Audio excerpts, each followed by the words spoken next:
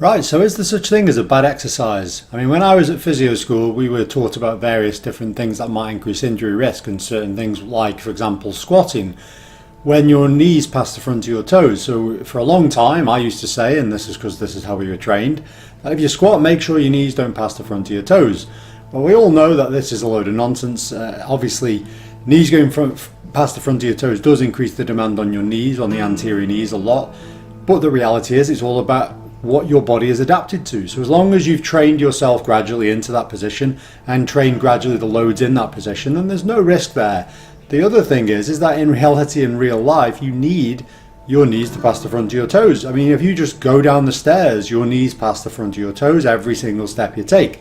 So what this means is it seems very crazy to limit exercises when they don't actually match into what we need in real life. We need actually to put ourselves into positions that are what we use in real life, and therefore this is a very relevant feature. Now, the reason I brought this video up is because there's a guy doing the rounds at the moment, and he's been shared by various physio outlets on Instagram, called Beard the Best You Can. And you know, some people have looked at his exercises and thought, whoa, that just looks wrong, it looks bad, it might be a bad exercise therefore. Whereas I look at it differently. I think to myself, well, actually, as long as he's slowly but surely adapted to that level, then there's nothing wrong with it. And actually, arguably, he's going to lower his injury risk because he's stronger in them positions. So good examples are sissy squats. He does sissy squats on a decline, so off a step, where his knees are really going forwards, like he's on his toes, his knees are really passing the front of his toes, and he's going then down and then coming back up. Now clearly he didn't start with that level of exercise, he's obviously built up to that over time. And this exercise makes a lot of sense for like patella tendinopathies, not obviously when they're acute or even subacute, but when they're basically kind of nearly at full recovery, if not at full recovery, but then need to be rehabbed up to high levels, preventative even, you know. So I think it's a very good idea actually to go down that route, because again, if I just went to a building site and I watched tilers get onto the floor, or I watched electricians get onto the floor, you can bet your bottom dollar they send their knees forward, they go onto their toes and they go down. Now most people, including me many times before, have said, oh, you shouldn't move like that. But we do. So if we move like that and that's not going to change, then we need to make our bodies adaptable to that level of load. And therefore doing exercises such as that, which are more controlled, can be progressed in terms of load and repetition, and progressed even in terms of making it less translation of the knees initially and then building into it, makes a lot of sense.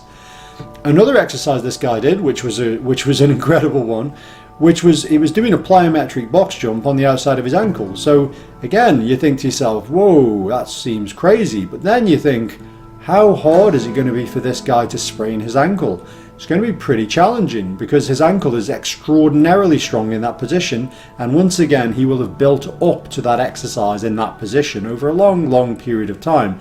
So provided you've given your body the right progressions over time, nice and steady, building up into these type of exercises, then you could actually arguably say there's no such thing as a bad exercise.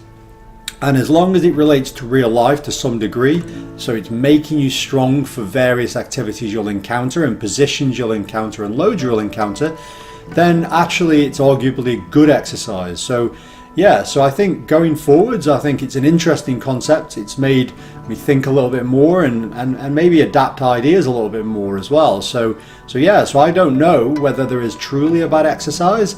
It's only ever a bad exercise if your own body isn't adapted to the level of that exercise. So provided you've done that, then it's a good exercise, and you should be able to therefore do it with no risk, and actually by doing it in real life, lower your risk.